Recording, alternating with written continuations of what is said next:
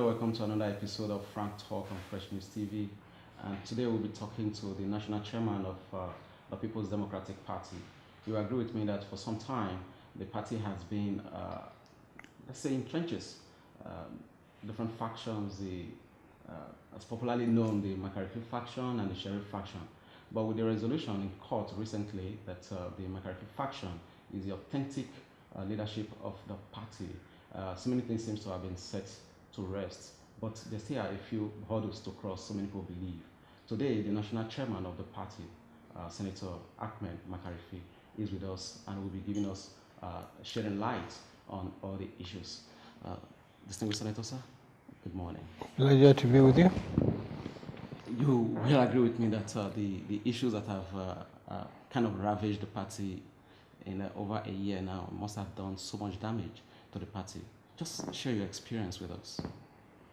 Well, my experiences are in the public domain because political activism is not something you do in your sitting room or bedroom, as the case may be. Widely covered, but not pleasant, but in a way also there could be good tidings, underneath, because it actually gave us an opportunity to assess ourselves, to know those who genuinely are PDP members and those who maybe one like here, one like there.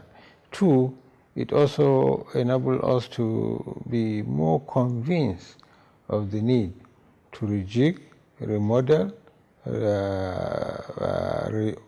revamp the PDP, and that was why we set up the Jerry Ghana Committee, which submitted a report long before the judgment of the Court of Appeal.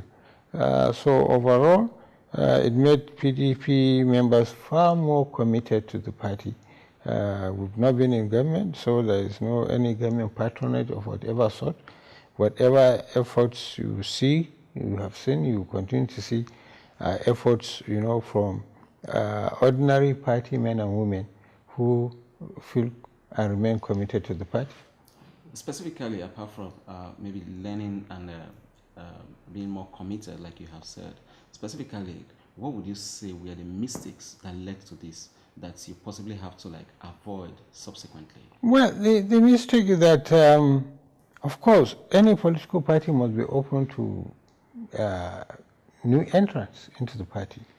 But before you take a responsibility of leadership, and it's not just political party, even governance at whatever level, local government level, state level, national, even clubs or societies or NGOs, before you take responsibility of leadership and give someone, you need to really do a background check, know the character of the individual, the capabilities, the capacities, the humility, all the good ingredients you need in a leader. You need to do a background check on such a person before you actually take the leadership position and give a person. I think that was the mistake in the PDP that was made. Not that serious objections were not raised. As for me, when that decision was to be taken, I walked out of the National Executive Committee because I knew we were going into a disaster. But those who made the mistake own up to the mistake and apologize to the party that honestly they acted in good faith, but they didn't know it was going to turn out like that. And they apologized to the party, and we knew they acted in good faith. The apology was accepted, but they're all part of the larger PDP family. So not just PDP, any political party, even when you come to national election, this is really what Nigerians or party men and women should really actually sit back, think twice before they go in and elect or nominate or whatever process of giving anybody leadership. To what extent would you say this has dragged the party backwards? Because there has not been a really formidable opposition to the ruling party in the last 1 year or even 2 years now. Well, yeah, that may be so, that from PDP, but the most harmful opposition is opposition within. And APC is not a party. So they started with a serious opposition within themselves, and they're continuing opposition within themselves. So, I mean, it's a matter of time the bubble will burst. Two, we also thank the Nigerian public because Nigerians are more politically alert. They don't wait for a formal political party before they, air their views, positive or negative as the case may be. And they have not shied away, from opposing any policy of whether central government or state government that they found deplorable. And we are all in opposition. Opposition doesn't mean that because you are not in power, everything you criticize. You criticize meaningful criticism. And the Nigerians have been doing that. We also were limited with the division. We have been doing that. As a matter of fact, the other side that we had conflict with within PDP, there was not a time they came out to make a comment on what the APC government was doing. Not a time. Everything, no matter how little, it always came from our own side because they are not really opposition. That is the other side that we had this contest with.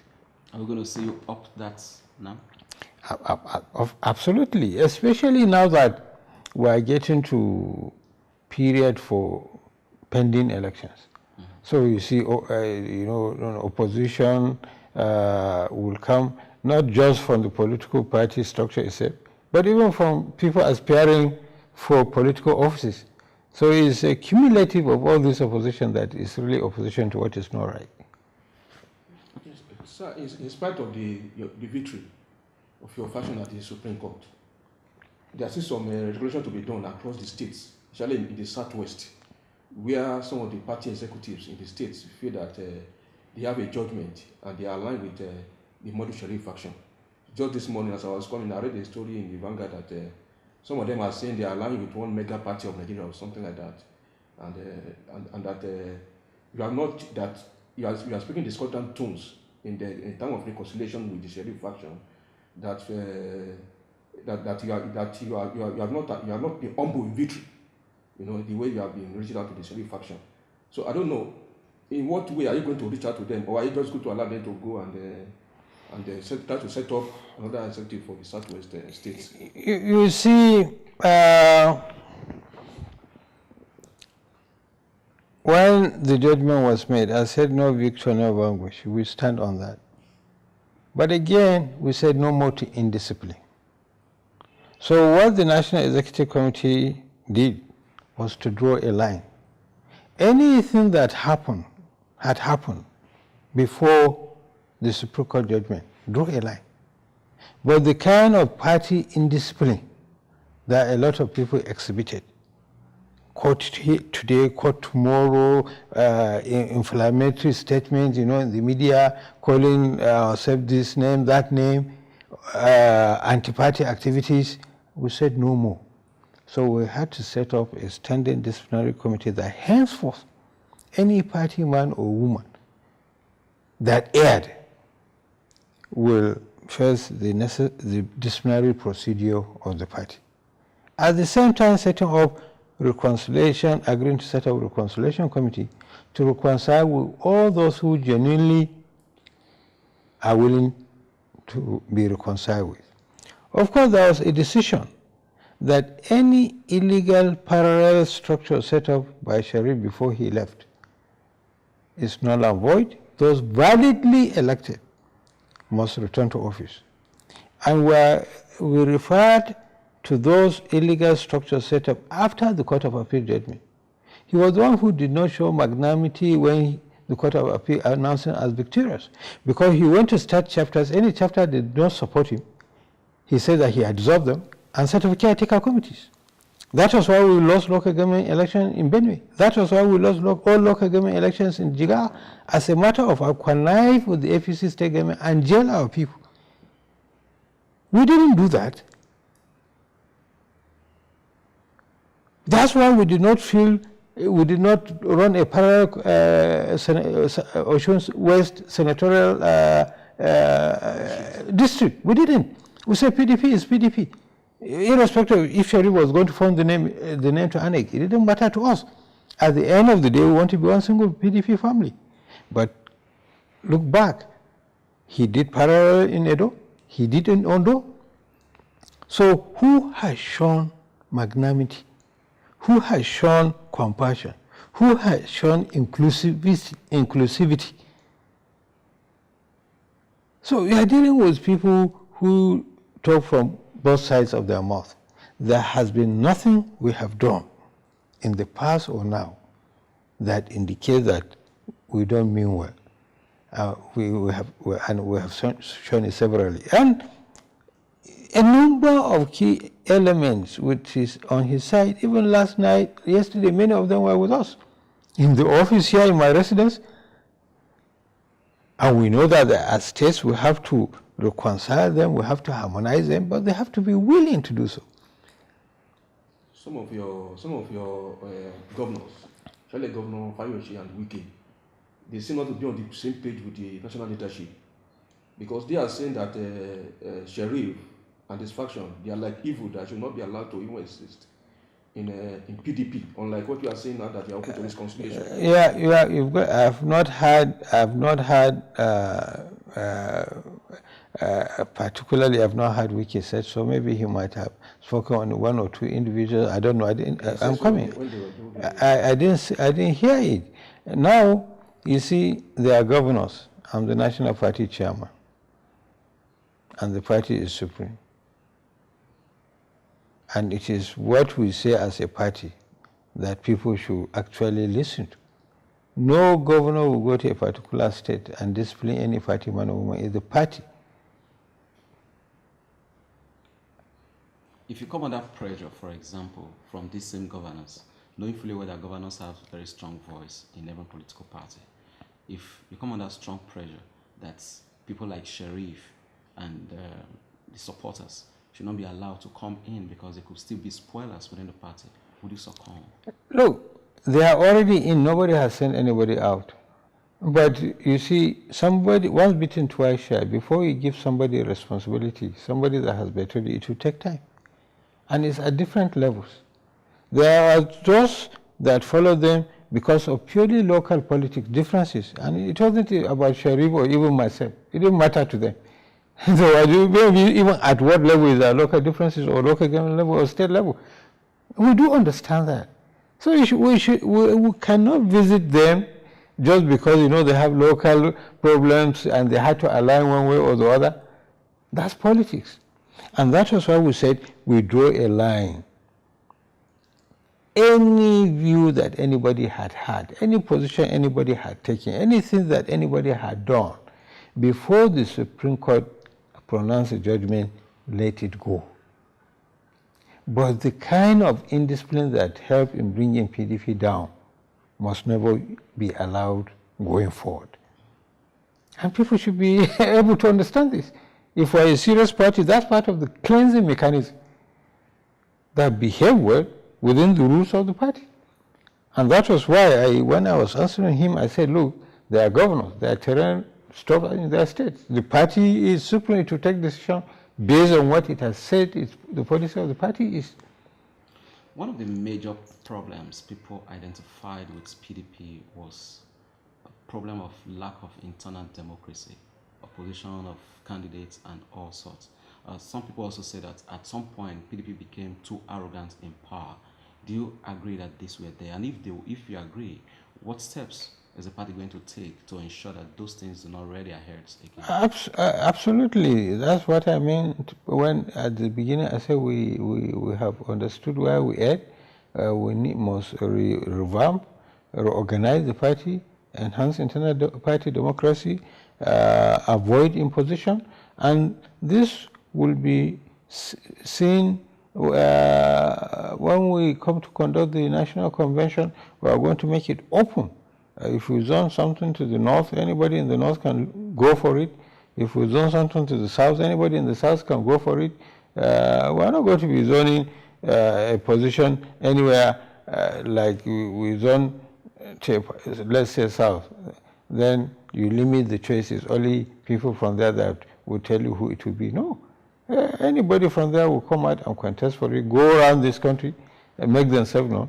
And all delegates should be free, to choose who they want. That will avoid, the kind of opposition.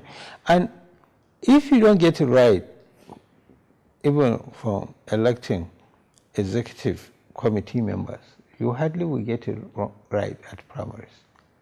Because if the process that brings out National Executive Committee members is democratic, is guided by the principles of internal party democracy, that is the principle they will carry through nomination process of candidates for national or state or local government elective positions.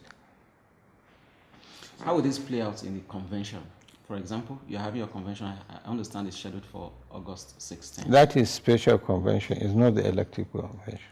Okay, maybe the general convention, I will see the incoming of a new chairman, possibly you still contest for whoever takes over. I will not be contesting for position of national chairman when that time comes.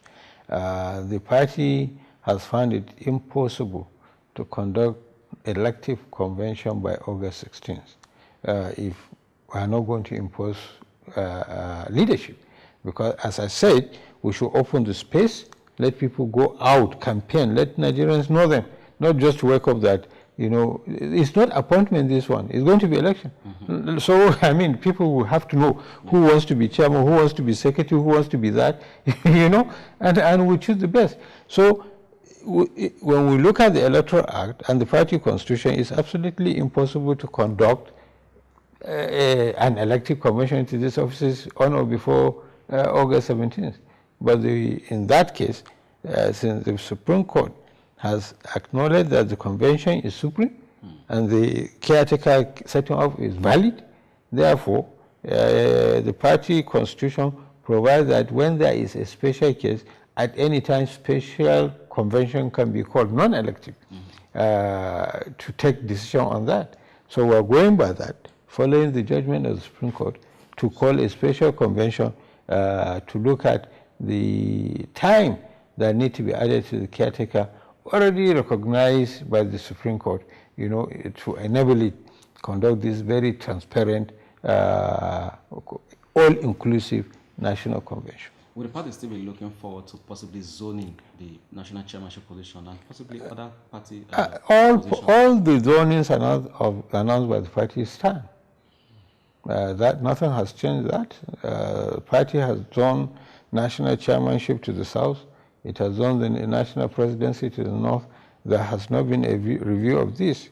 And if a review is going to take place, the National Executive Committee is even beyond the National Executive Committee, because this decision was taken at Port Harcourt Convention. It was part of the resolution.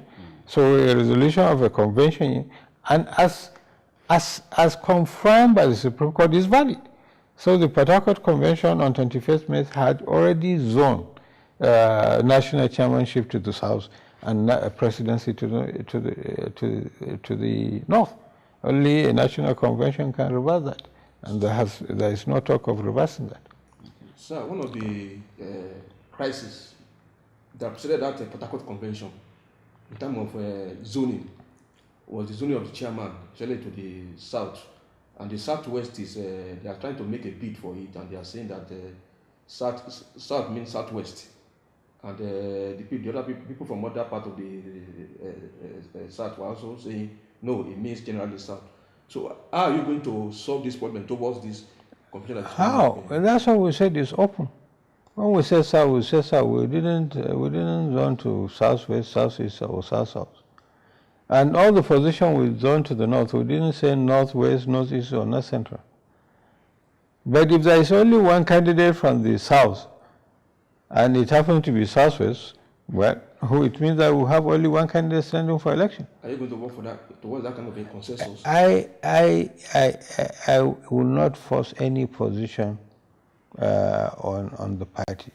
The party is, look, if you don't open the political landscape, then you know practice the internal party democracy. The party deserves to get the best national chairman that we need, that should lead the party into the 2019 general election. And to do that, you must leave the political space open. If you have just one candidate, I wouldn't say somebody must come out. I will not tell anybody come out and look for it, as well as I will not tell somebody don't look for it. You're already jostling by some of your governors and members towards 2019, and some of them are already coming out, maybe indicating that maybe they may be interested in contesting for one position or the other. And many people believe that this kind of ambition may also affect the national convention, the elected convention that you are going to hold, because people may want to install their own people in certain positions so that to facilitate their ambition. So how are you going to curb this kind of tendency? You cannot devoid this issue from any party at any convention, whichever time you take it, whether PDP, APC, Labour, APGA, every convention you hear of underlining political interests, and we're in politics. But I will be more concerned with the fact that the national delegates are freely elected and that they are freely allowed to elect whoever they wish to elect. But interest must always be there. So, you say now that the position of the presidency has been zoned to the north in PDP for 2019. You're a former governor. You have attempted to become Nigeria's president before. Are you also looking at that ticket? I'm not looking at any particular ticket. I have a responsibility. You see, part of the issues that led to the suspicion that created a crisis around Madi Sharif was trying to combine the issue of leading party and some kind of ambition. Rightly or wrongly, that's the general view, and it created problem and it got us to where we are. If I don't learn, then I must be a fool. I have been given a responsibility, and my preoccupation is to discharge this responsibility efficiently in such a way that we have an all-inclusive convention that is democratic, transparent and democratic. Whatever becomes of me at this stage is not important. When I'm done with that, whatever I want to do, I can make that decision for myself. But I cannot be having this responsibility, trust and repose in me and start thinking of personal ambition. Are you saying that you're going to sacrifice your own personal ambition, possibly if you still have it, for national, for the party interest? Absolutely, I can sacrifice anything for my party's interest. Look, this national party position that I've been given, I want to once again remind people, I never thought of it, I didn't look for it. I wasn't going to go to Port Harcourt Convention because it was going to be non-elective because of the contingent that there should be no election. Colleagues kind of talked me at the last minute that, look, if you don't show up, people like you don't show up, people might think that you are leaving the party, or that could weaken the party. Even for all of us to be seen together, let us just gather. I arrived Port Harcourt when meetings had were in advanced stage, around midday, with no hotel booking. I went to the venue of the meeting with my suitcase in the boot of the car that picked me up. And it was as soon as I walked into that venue, within minutes, that consensus was reached to make me, the chairman of caretaker committee. So I am not that kind of an individual with such quest for power anyhow, by whatever means. I've agreed to do this. I want to do it efficiently well, not just for the good of PDP, but for the good of this country, for the good of democracy. Because if you build virile political parties, then we'll get it right. Because virile political parties will produce good candidates. Good candidates will produce good leaders. And good leaders will lead this country to greater heights. What about if they put you under pressure like they did in Port Harcourt? Maybe just come in and take this. We know you can deliver. How can I be put under pressure when you have you married or people looking for it? So the issue of putting somebody under pressure does not matter. Yeah, one of the things people say when Ahmed Sharif was made the national chairman was because there was a dearth in availability of strong leaders who possibly also have deep pockets that can lead the party at a time like that. So don't you think that will also be a factor that could play out in 2019?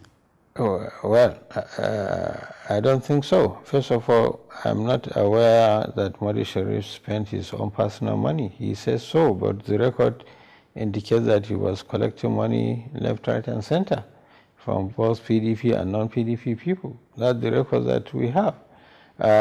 So it's not about deep pocket, so to say. And of course, PDP will have very, very many capable hands from all nooks and corners of this country. So what you've said cannot be, there's no basis for it. So there's the north, the northern part of the country used to be one of the strong version of PDP, where the PDP has some of the biggest support. But if you look at what has happened in that region in the last election, you only have two states, Taraba and Gombe, being PDP states. So how are you going to tackle that challenge of rebuilding PDP structure in the north? Well, if free and fair election are to hold now, PDP will sweep the north. This I tell you. Let me give you the litmus test. In the president senatorial zone in Daura, there was a by-election in a federal constituency, which made up of 2 local governments. PDP clearly won in one local government, as declared. PDP won in the second local government, thereby winning that federal constituency. But that result was not declared as such. And that statement came from election observers. The election observers addressed the press that the result announced by INEC was not a true reflection of what the people chose.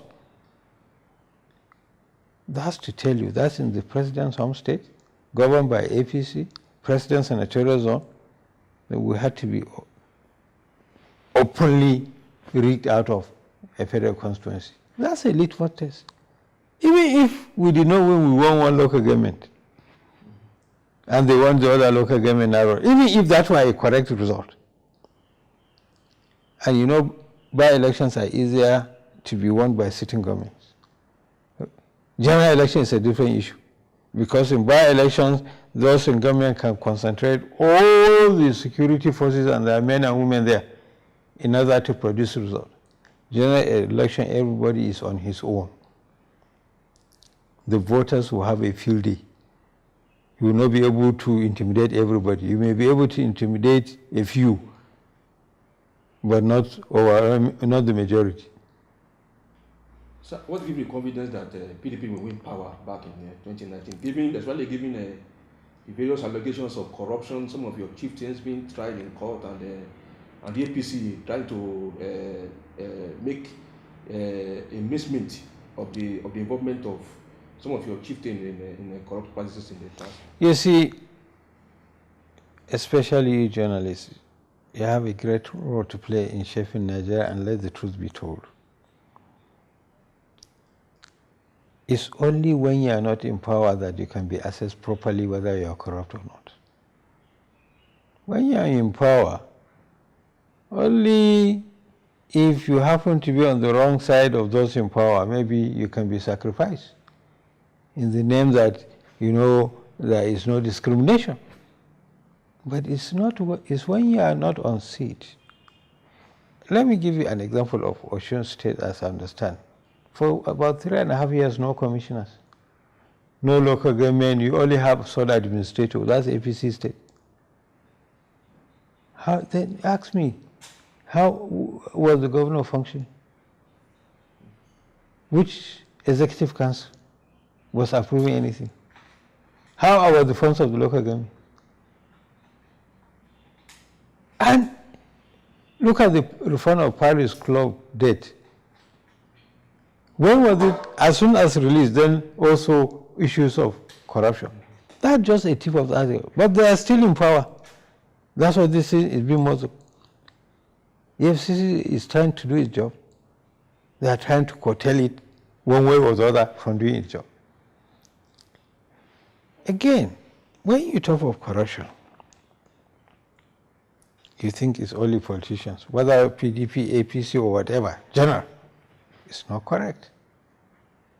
Look at members of the armed forces. Some of all the total amount that politicians are alleged to have misappropriated that are being tried, it may not be up to what 2 generals are being tried for.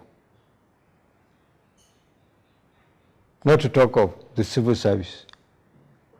And we limit corruption to politicians who might have committed 10, 20, 15% of the level of corruption, forgetting about the other 80%. We must fight corruption holistically, but defining it within the prism of politicians. I mean, politicians, those who are out of office, who will never defeat corruption, will approach it that way. It must be holistic, touching all the segments of our society. Sir, as a national leader, sir, what's your position? What's your position on this restructuring agreement going on all over the country, agitations in the southeast for division of the country? And we addressed a World Press Conference. We are the first to do so, saying that we are not, the PDP is for it, but we also define that there should be a clear procedure, because restructuring means different things to different people. If you go to South-South, restructuring means resource control or fiscal federalism to them. If you go to Southeast, to some, it means Biafra. But to some, it doesn't also mean Biafra, even in Southeast. And the North is just watching. The Southwest, it might mean Odua State, but they are also just, waiting. So there is no consensus on what restructuring means, but what it means is that there are things grievously wrong. Whether you call it institutional restructuring, there are institutions that must be restructured. Whether the police and the paramilitary, military, they must be restructured. Electoral bodies, they must be restructured, in my opinion. Even the political, we look at it, what is possible, you do. Even fiscal federalism, we must look at it and address it to the satisfaction of generality of Nigerians.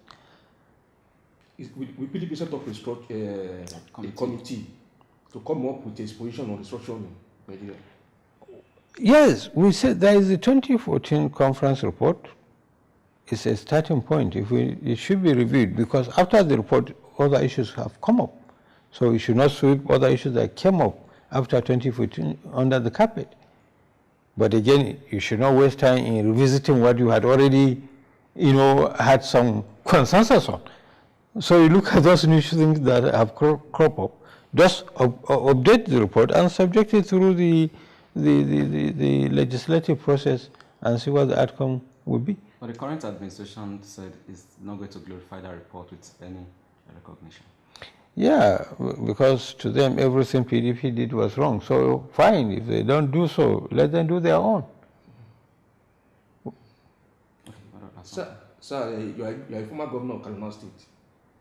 And Kaduna State is a state that has been in the news for some very ugly things, even as early as this week. So what's your opinion on what is going on in that state? It's unfortunate what is going on. Of the killing. Yeah, of course. It's unfortunate what is going on, not just in Kaduna State, in all over the country, in terms of killing of maiming of innocent citizens. It's unfortunate, and I had said severally that we must never politicize what is going on. We must rise as one people and fight it. Of course, some are linked to the herdsmen.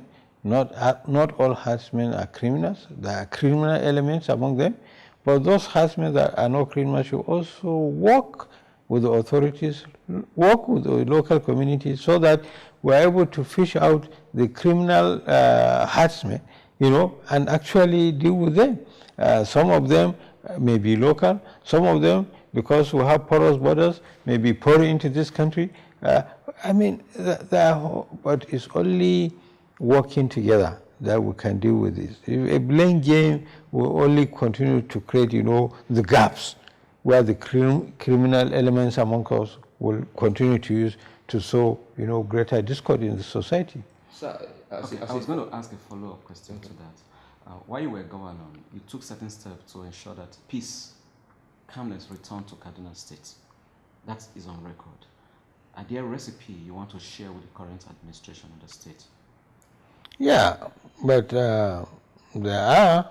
But to be honest, my principle is that I don't communicate with my successors, through the media. Such recipes, I have a way of communicating with them direct.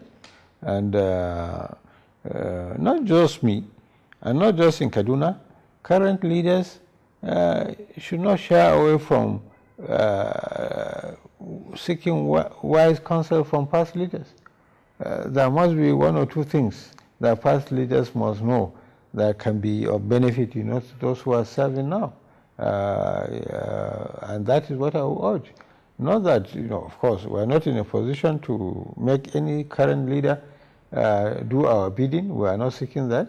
But definitely, you couldn't have governed a place for 4 years, 8 years without having some rich knowledge, of the genesis of some issues and how best to go about them. And then based on developments that have occurred since we left office, or all of us past leaders, the current leaders can take appropriate decision. But my principle has been not to communicate, to my successors through the media. Have you tried to assess him personally? I have. I've never visited government house, but I have a means of communicating with him. Okay. Sir, maybe last question from my own person. Sir, you're also a senator. What's your opinion about this the first relationship between the executive and the National Assembly, especially the Senate? On some issues which in recent times, which the Senate, since the Senate is saying they will not even entertain some things from the executive sector. It's not healthy. When two elephants fight, it's the grass that suffers. The Senate President Bukola Saraki is a good friend of mine. Many senators are good friends of mine. Of course, from the executive side, I don't know much, to be honest, but it's not who I know, it's about the country. And my plea is that they find a common ground, and they should also kind of cool down, for the sake of the country, and find a meeting point that will take away this avoidable crisis. Okay, it's 2 years into this administration, and maybe less than 2 years for the administration to also wind down. And it's maybe mature enough for you to assess how well they have done. What would you say, and how well would you rate this current administration? Let me go back to Kaduna State. A few days ago, there was a league football match which the governor's representative went, but the crowd reacted and chased them away. They didn't want them, they didn't want. It's not a political gathering. A football match is watched mainly by youth, you understand? You see the anger of youth against sitting government. So, you are in a better position to answer even this question. I don't know if you've been able to pay your children's school fees, your medical bills, or your car is in good order. We know that things are bad. And it is because there is really no effective government in place. It started with a crisis, it's still in crisis, it's not working at one. Under PDP, President Obasanjo, there was a central authority. Under Jonathan, there was a central authority. I'm not saying there were no lapses here or there, but everybody knew where the buck stopped. You get the point? But we're in a system like people creating cleavages of interest and power and exercising them. How can you run a country that way? So the illness of the president has contributed to this kind of condition that you are talking about. So will you now support those who said maybe the president should, maybe it's time for the president to throw in the towel if he cannot come back or continue? You know? Also, those mentions that are politicizing it, in my opinion. Once you have an acting president who says he has limited powers, you think he can exercise? Who is stopping him? If he, then maybe he's the one that is not capable. When Goodluck was acting president, didn't he even dissolve cabinet? So why should we be talking of somebody who has transferred power to another person? You're not talking of the person who has the power.